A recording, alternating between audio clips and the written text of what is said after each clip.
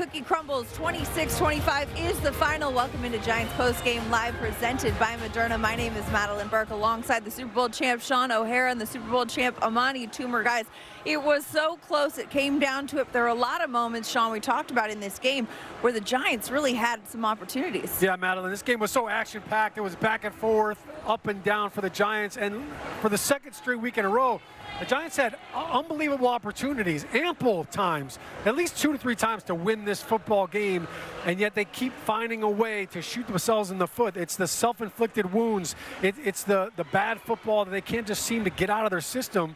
And even down there at the end, they have a chance to go for, the extra point. They get to go for the 2-point conversion, the penalties on all the big plays, and then right there at the end for Tyrod Taylor to come out with basically pulling a rabbit out of the hat with that quarterback scramble. You put your kicker in position to win a football game, and that's just kind of been the way the season has gone. But Amani, they're going to be looking again for the second week in a row at missed opportunities.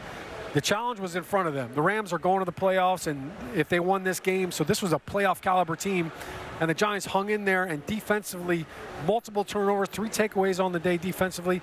They set the offense up to succeed, and they just couldn't get it done. Yeah, I thought for the Giants to be able to succeed today, they would have to have a play on special teams, what they had. They had to win the turnover battle, which is something that they did as well. They had every opportunity, like you did say, Shaun, to win this game, but you got to look at how they came and competed. I know you don't want to give any party favors for just showing up, but the way that they showed up today and the way that the effort that they put forth, giving themselves an opportunity to win against the top tier quality team, you got to take your hats off to that. But if you are looking at it purely as this game should have been won by the Giants. This is one of those classic games in the NFL. Yeah. They say more games are lost than won. This is a game that was lost by the Giants and not really won by the Rams. Well, and you mentioned winning the turnover battle as well. Matthew Stafford came into today's game on a streak of 4 straight games with at least 2 touchdown passes and no interceptions. The last quarterback to go 5 in a row was Aaron Rodgers back in 2021. But Dane Belton says not so fast. Not just 1, but 2 interceptions by Dane Belton. He's down on the field with our Paul Dottino right now. Dane, you come up with 3 takeaways, most by a Giants player since 2012, but I know it's bittersweet because it didn't result in a victory. Yeah, we play this game to win, and yeah, it's nice to get personal stats, and you want to play well, but at the end of the day, we want to win. So it's a close one, but I wish we would have came out with a dub. You guys were able to get that one defensive stop to give yourself the last-second field goal opportunity. That was certainly a good stand. Yeah, this is just what we pride ourselves on. Every time we're on the field, you want to make a play, get the ball back to our offense. So we're able to do that, and it was a good series, that last series. As hot as Stafford had been over the last month, and with his very dangerous weapons, how did you guys feel you held up against them? We'll see it when we look back on the film, but I feel like he's a Hall of Fame type player, and it's hard to play against guys like that have weapons like that and an offense like that. So I feel like overall, we made plays, and just going back to the drawing board for the last week. Dane, thanks for your time. Happy New Year. Happy New Year. Appreciate it. That player sound brought to you by your local Ford stores. Ford is proud to be an official truck of the New York Giants as we take a look at the Dane Belton's numbers from today's game. As Paul mentioned, 3 takeaways, 2 interceptions, and a fumble recovery for Dane. And we've talked about this all season, Shaun. The defense winning the turnover battle, putting the offense in a positive position is imperative for the Giants to have success. Yeah, and coming into this game, you mentioned Matthew Stafford's been unbelievable all December. He's got 10 touchdown passes, didn't have a single interception in the last 4 games coming into this, so that was going to be a big challenge. And Dane Belton with a career day. My son was here watching the game, and he turns over to me after the second interception. Where's this guy been all year? He says. So look, they come in bunches. We kind of use that cliche a lot, but for Dane Belton, he was Johnny on the spot. I think this defense deserves a lot of credit because this Rams offense, look, they were going into this as the 6th seed coming into this game. So this was a playoff caliber team, and they were driven by the offense. I mean, this offense has been humming. They were averaging 120 yards on the ground. Stafford's been lighting it up. And yet Wink Martindale dialed up some blitzes that got home, and he confused Matt Stafford, forced some of those errant throws. The turnovers are huge, but they got a lot of pressure on Matthew Stafford. They were constantly harassing him and hitting him.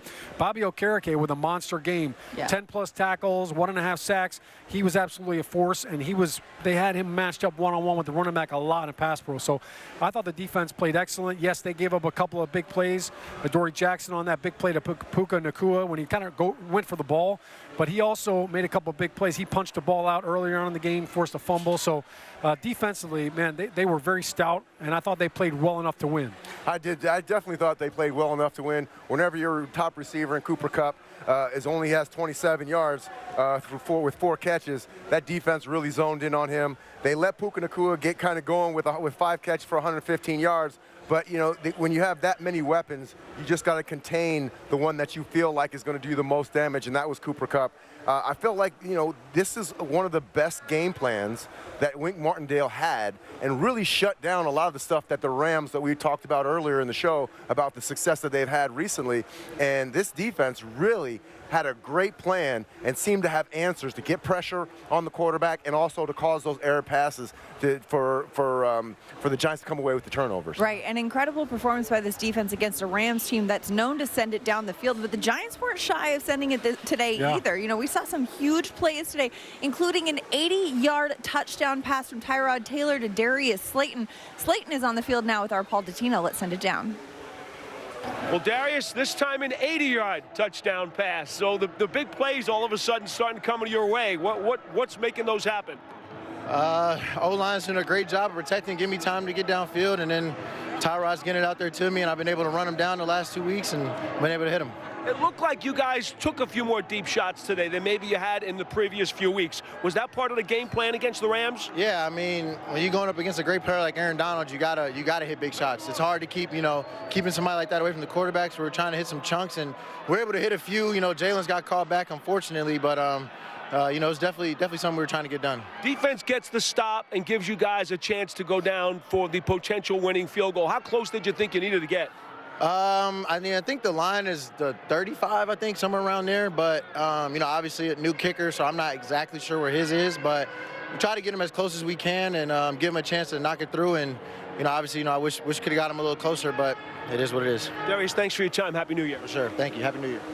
That's Darius Slayton with our Paul Dottino going back-to-back weeks with 69 or longer yard touchdown receptions. The first player to do that since Odell Beckham in 2015 as we take a look at his numbers today against the Rams. 26-25 was the final score, though. The Giants coming up short. Darius Slayton, 4 receptions, 106 yards, and, of course, that 80-yard touchdown long. All right, we've got much more to come here, but first, guests of our post-game show received a gift certificate to Ben & Jack's, located on 44th Street in Manhattan. From the celebrated porterhouse to finer seafood, Ben & Jack's will surpass your expectations of what a steakhouse should be. After the break, much more to come. We'll hear from head coach Brian Daboll. That and more on Giants Postgame Live, brought to you by Moderna. Stay with us. We're back with more after this. Today's scoring drive of the game is brought to you by Citizens, the official bank of the New York Giants. Citizens is made ready for Giants fans. For the scoring drive of the game, we bring you to the third quarter. 4 plays, 91 yards, took a minute 51 seconds off the clock, capped by an 80-yard touchdown reception by Giants wide receiver Darius Slayton. The PAT was no good, so it would be 20-16 Rams after this one as the Giants crept back into it. Welcome back to the show. As we recap this one, 26-25 was the final. The Rams over the Giants here at MetLife Stadium. For more, let's send it down to the field where Paul Dottino and Brandon London are standing by.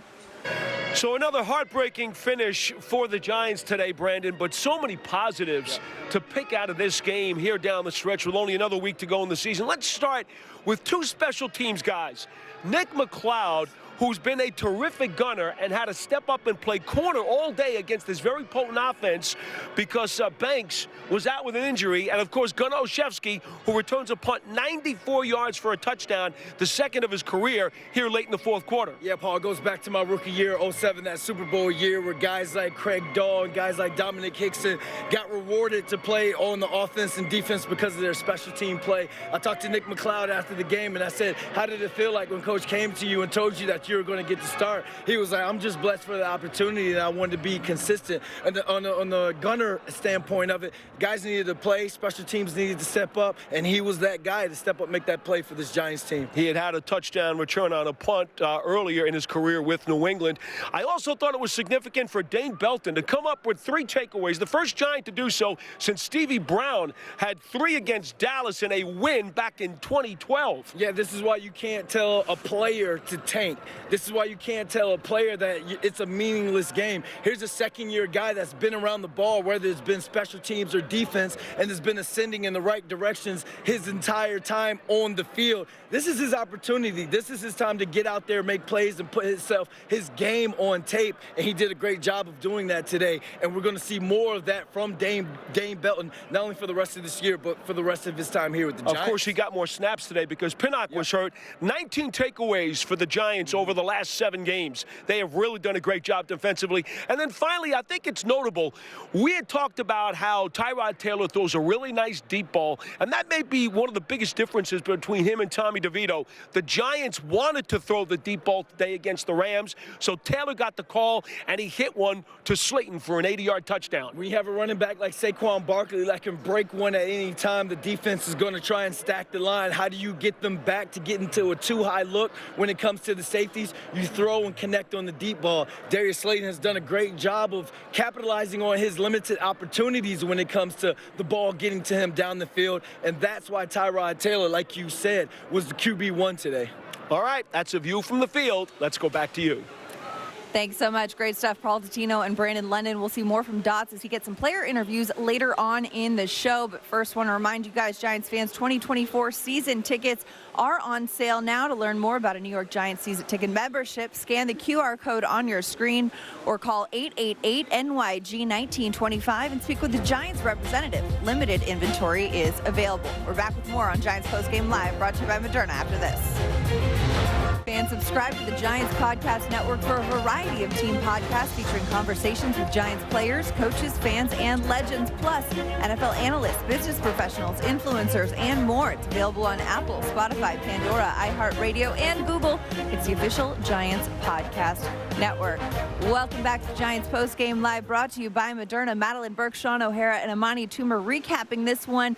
It was a 26-25 final score as the Rams came into MetLife and came away with the win over the Giants. Head coach Brian Daboll is speaking now at the podium. Let's send it down. All right, what we got? Can you explain the decision to run the ball there on the second down on that last drive? Yeah, I'd like to have it back. Was that a check, or was that the play call was a run? Yeah, I'd just like to have the play back. What do you think Mason's range was to do that last drive? That was right at the edge of it.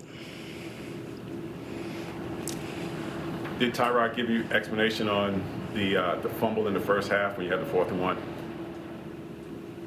Yeah, just fumbled it. What do you think about Tyrod's play overall?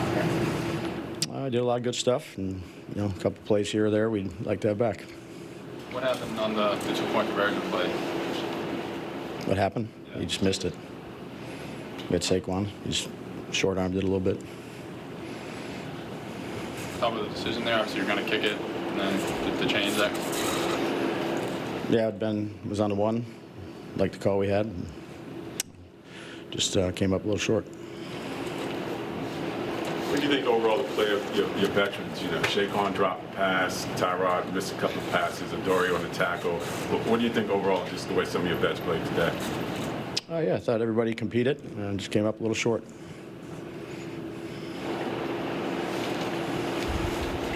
Right, how frustrating was it to have so many big plays called back by penalties? It seemed like every time you guys got a positive, it was sort of counterweighted by a negative. How frustrating was it? Yeah. Wish we didn't get the penalties. You ever start a game like that where you had 2 penalty challenges that you won? Nope. I keep going back to it on that Saquon run. Could you have jumped in and vetoed it and kind of changed the play call at all before it got to that point of being run? Yeah, I'd just like to have it back. And it was the second down play I mean, could you have run a play, or did you have to spike it there? Yeah, look, we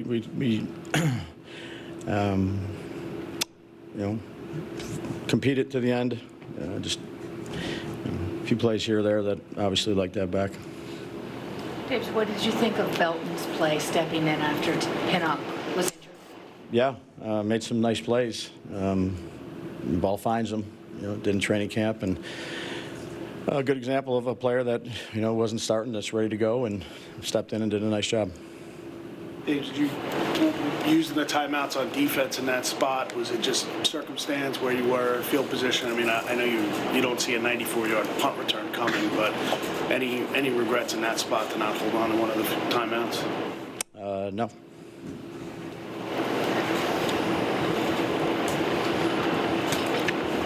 What do you take away from a game where your team makes so many plays, but has mistakes that result in a loss?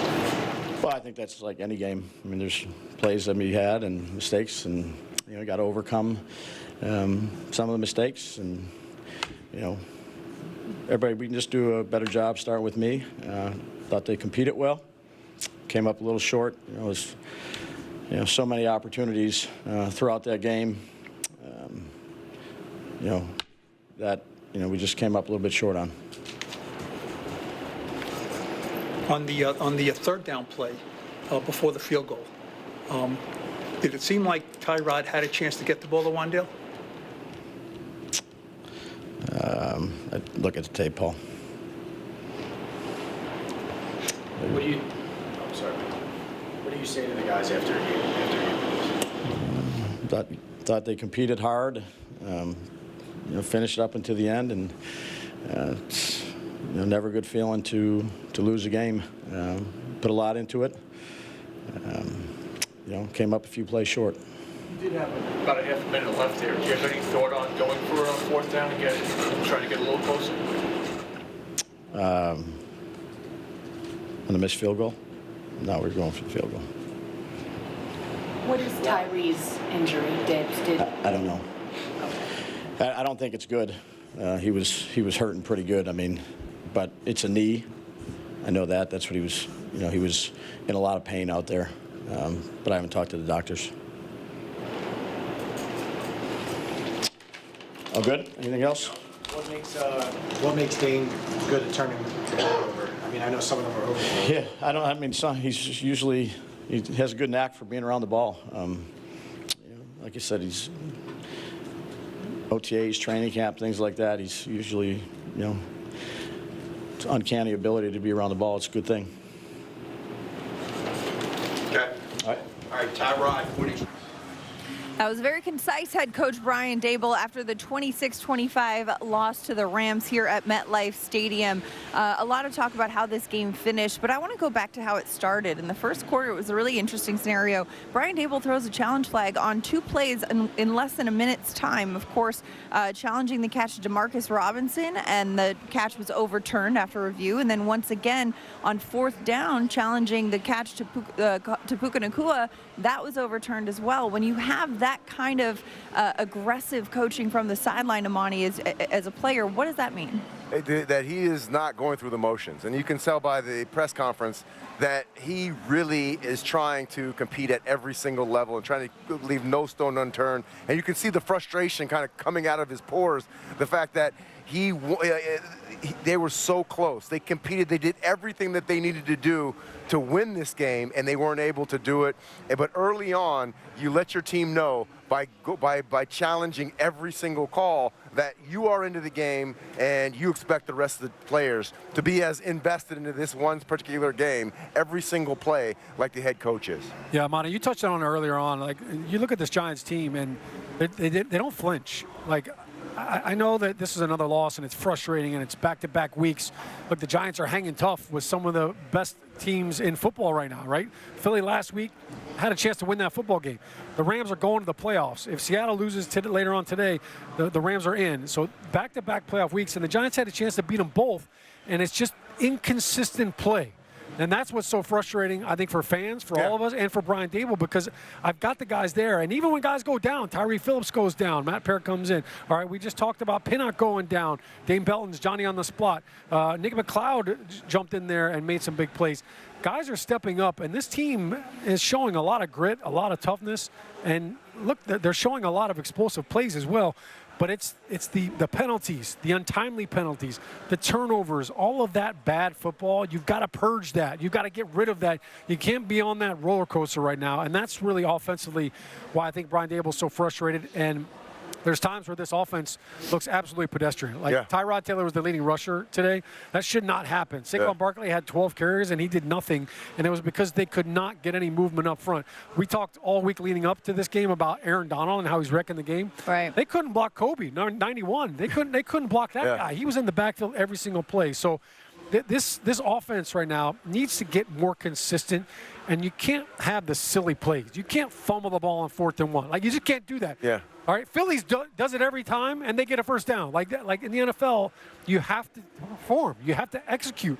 And when you have a 2-point play called, and it works perfectly, you got Saquon running across the field. The linebacker in coverage is running, playing Frogger through traffic. Mm-hmm. You've got him wide open. You can't shot put it.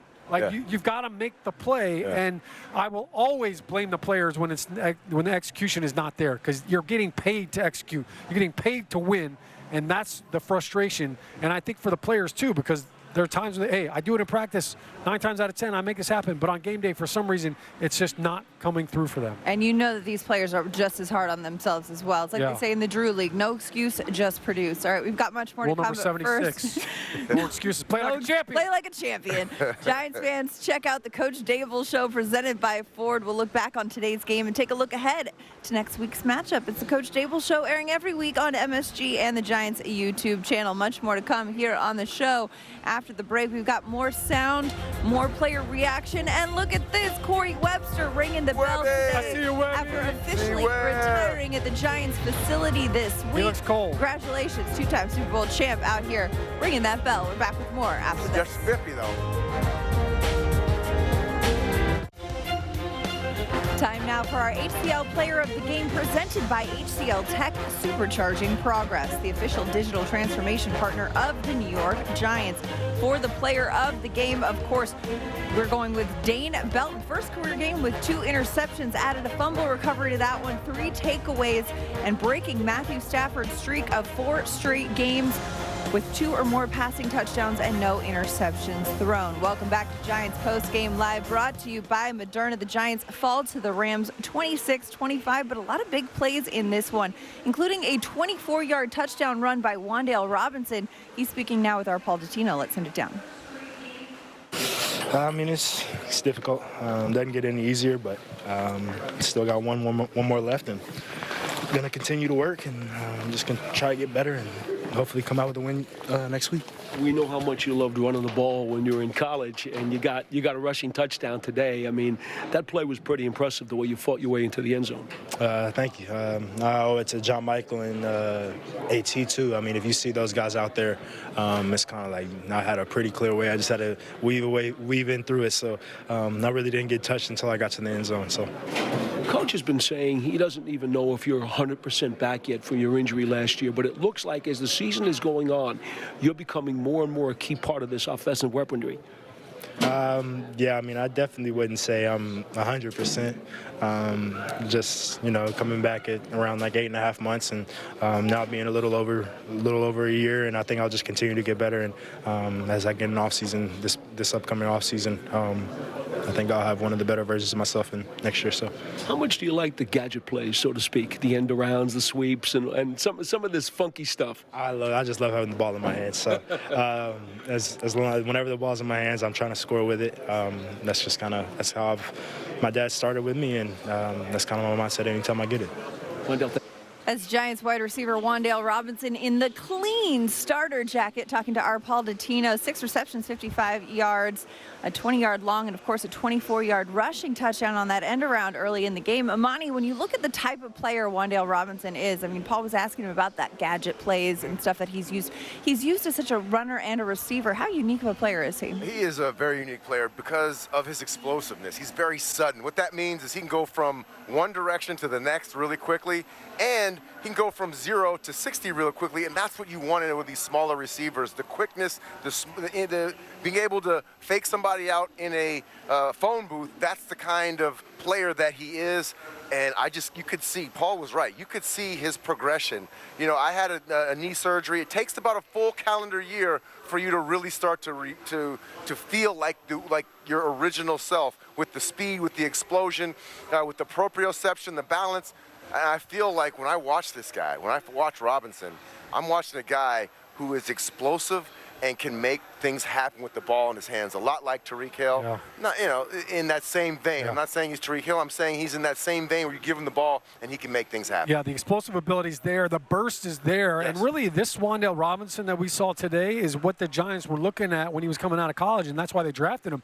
Look, he was a slot receiver. They incorporated him in a lot of bubble screens and shorts, quick screens, quick passes. Yeah. And it was that yards after the catch, the explosive ability, the ability to break the arm tackles that he did. He was a running back back in high school, so he has that vision and he has that aspect. So they've been trying to get this production from Wan'Dale Robinson ever since they drafted him. And you mentioned the injuries have kind of, held him back and kind of almost prolonged this impact that we're seeing. But no doubt he's a difference maker when you get him the football, and kudos to Mike Kafka for finding different ways to get him touches. Right, and absolutely, and getting touches in a game that we talked about earlier this week on Over-Under, especially. How many big plays are we going to see? That 24-yard touchdown was a big one. Another big play we saw today, a 94-yard punt return for a touchdown. Fun note here, that's the longest punt return by a wide receiver since Amani Toomer in 1996. Amani, Ascari Toomer over here knows how to get it done. Toom, when you were watching that play right there, did you like, yes, that's how you do it? I was like, no, don't go back a couple yards and break my record. No, but you got plenty of other records in this building. Yeah, but they start to slowly fall. But anyway, enough about me. But it was one of those things that needed to happen. You'd love to see a guy get the ball, run straight upfield.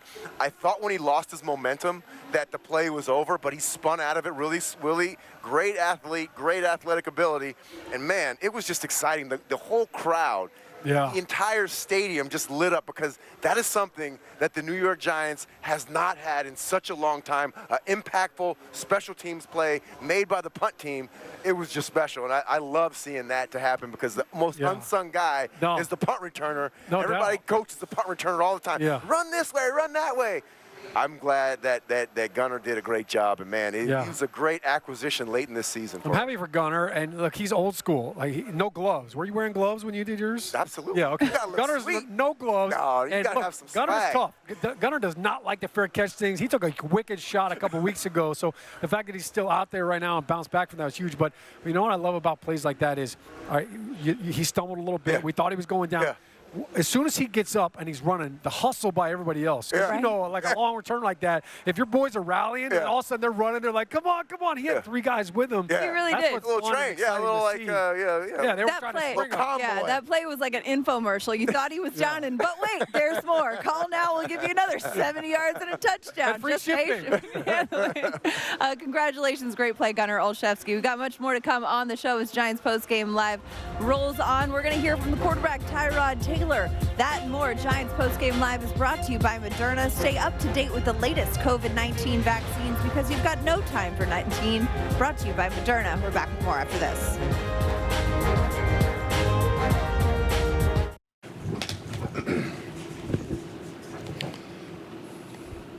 Tyrod, could you take us through just that sequence, the 2-point conversion, what you see on that one? Yeah, I mean, obviously it's lack of execution, and it started with me. Saquon was open.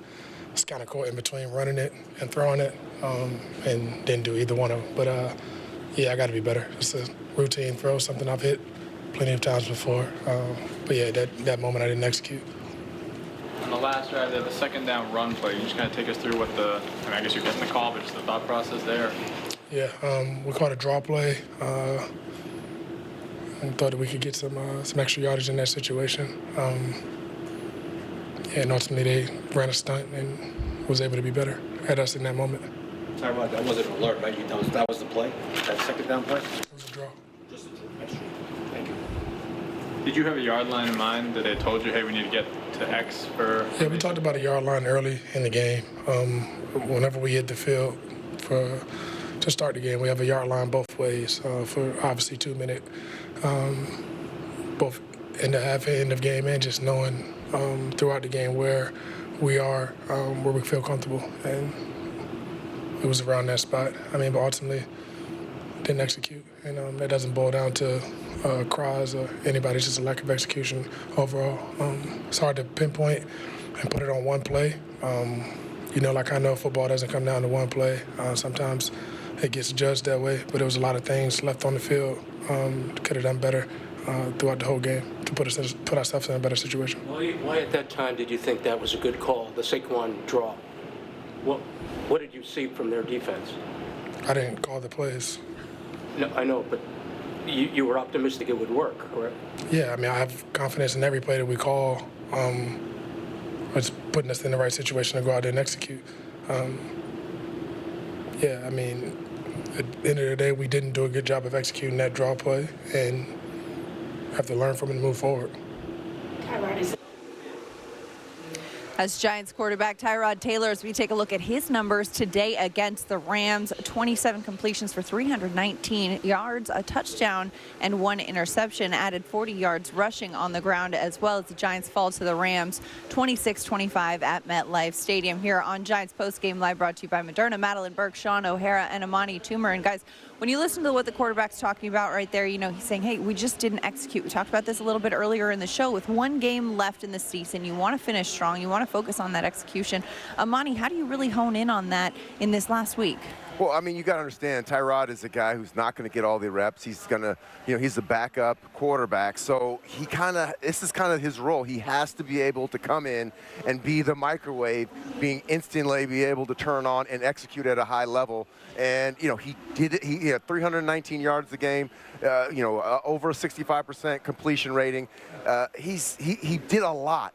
But in terms of what you needed to do, the statistics look good. But there are plays in a game that determine whether you win or lose. He had a couple of today that he just didn't hit. And it's just, it's the way the cookie crumbles. There's no real explanation for it. There's no excuse for it. But I like the way this entire team came out. I like the way Tyrod got to this team in position to win. It just didn't happen, and it's very disappointing for everybody. And this is kind of the tale of this season. Yeah. Playing well enough to be competitive, but not playing well enough to win the games. Yeah, it's been a season of and buts and ifs, and oh man, we were so close. And this sucks for Tyrod, and we've both been there as players. Like, even after a win, sometimes you get in the car, you're headed home, and all you can think about is that one play. Oh, absolutely. Like, man, I can't believe I missed that. Can't sleep at night.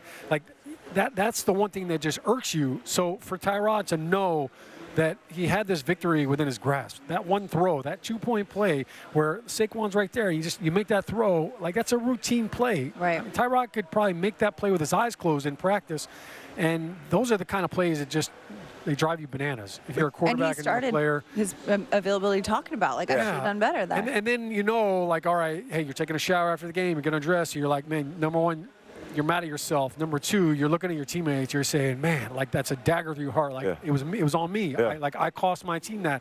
I know exactly that Tyrod feels that way. And then you got to go and you got to face the music at the podium. So it's almost like you die twice with that play. It's double jeopardy, as they would call it. I think for Tyrod, the sad thing is, to your point, Amani, he made some unbelievable throws. And let's be honest, the protection was not great again. Like, the Giants have given up more sacks this season, I think, the history of the NFL maybe after today's game, with 6 more sacks. And Tyrod's running for his life. Half the time it's, a guy beating the guard right now or the center. So it was tough sledding out there for Tyrod. He never flinched. He always came back with a big throw. That big play to Slay, Right. that 80-yarder, I mean, that was Tyrod making something happen and just throwing Slayton open for the second week in a row. So it's a shame that we're not talking about that throw and that play. Right. And that's been the story about this Giants team and specifically the offense all year long. And especially you mentioned the pressure that he was under today as well. We've got to mention Tyree Phillips, of course, left the game on a cart. Yeah. We wish Hope him he's okay. the best in his recovery. But you know what? Tyrod Taylor and the offense were in a good position a lot of the game because of the work of the defense. One of the defensive players who really showed up today, Bobby Okereke, once again a strong game. He is down in the locker room with our Paul Dottino. Let's send it down.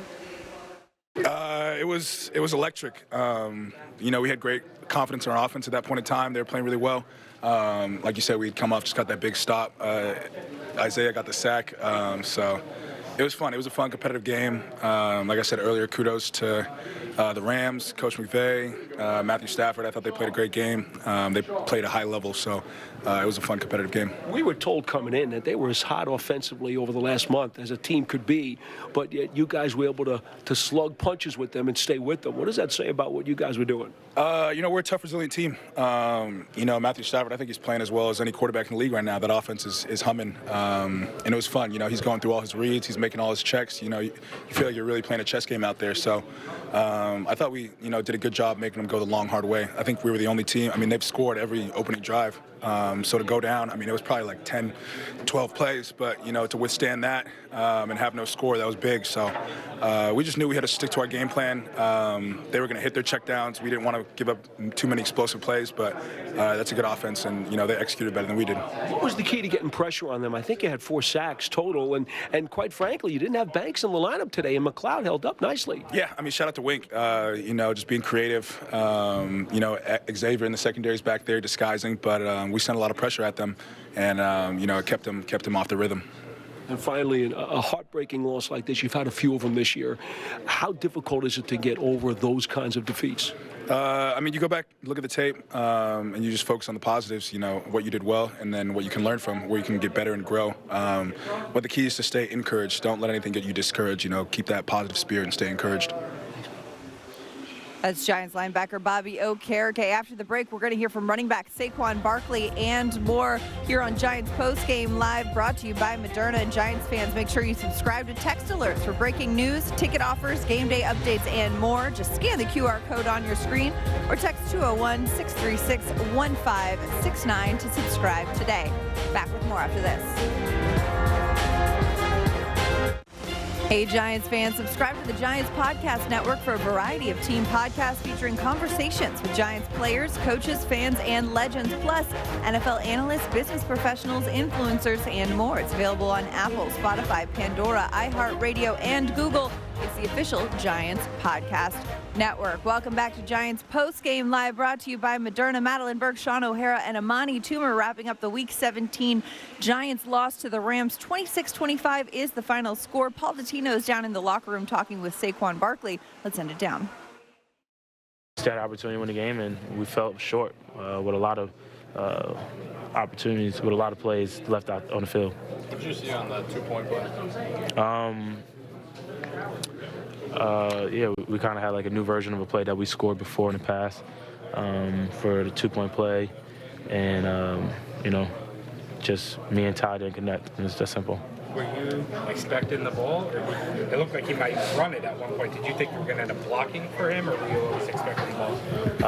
Like I said, we just didn't connect on that play. You know, I don't want to get too much into it. You know, at the end of the day, we can say I got to make the play there. We put on that.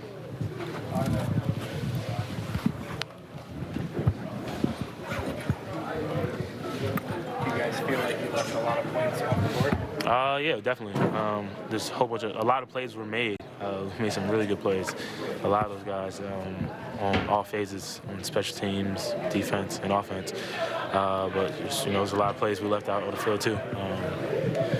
But you know, that's the NFL. We can't let that happen. The margin error is so small, and especially when you're going against a really good team like that. Did you know?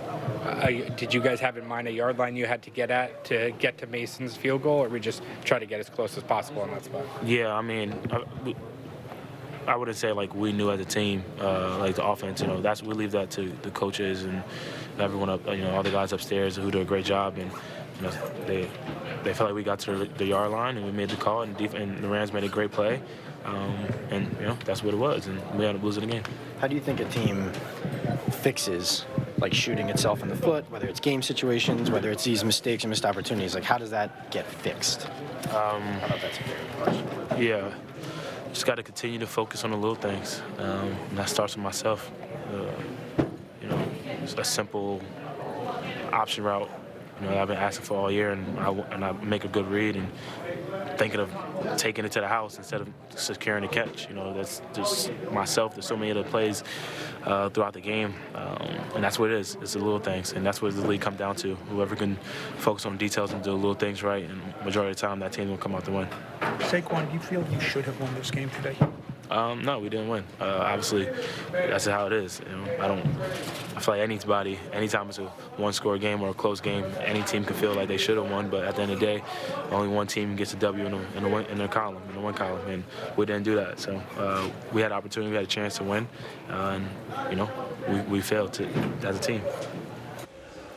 That's Giants running back Saquon Barkley. We've got a final segment as we look ahead to Week 18. You're watching Giants Postgame Live presented by Moderna. Stay with us. We're back with more after this. Hey, Giants fans, check out the Eli Manning Show presented by Panini Prism Trading Cards. All you have to do is subscribe to the Giants YouTube channel to catch all of the new shows. It's the Eli Manning Show. Subscribe today and check out the most recent episode, of course, featuring David Blaine right here. David Blaine joining you guys. Shaun, Amani, you popped on the Eli Manning Show trying to rip a deck of cards in half. This looks pretty impossible right here. We're getting a second try at it. Yeah, I know. You guys are a second try. Look. Shaun, look at this form right here. It's the weak forearms, is what Eli says, right? No, I almost had it. I think watch I think we loosened up the cards for him.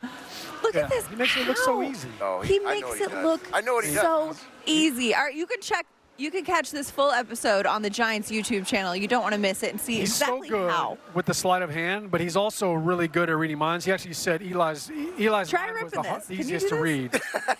He said it was so easy to read Eli's mind because Can't read his face, though. It was blank. Can I rip the box? That I could do.